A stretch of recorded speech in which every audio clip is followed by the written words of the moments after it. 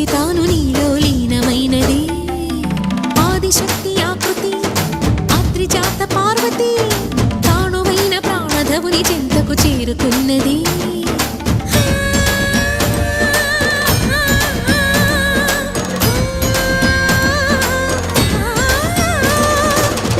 భువికి తరలించేలా